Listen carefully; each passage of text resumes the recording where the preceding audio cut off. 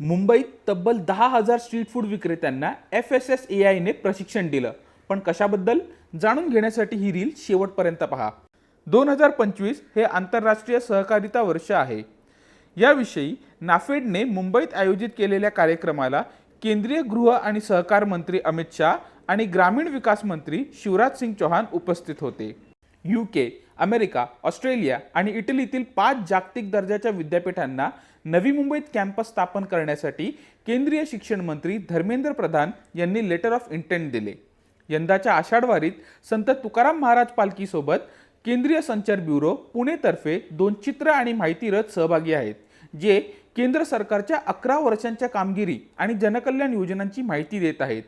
नवी मुंबईतील पत्रकारांसाठी समावेशक विकासाची 11 वर्षे या विषयावर पत्र सूचना कार्यालय मुंबईने वार्ता ही कार्यशाळा आयोजित केली.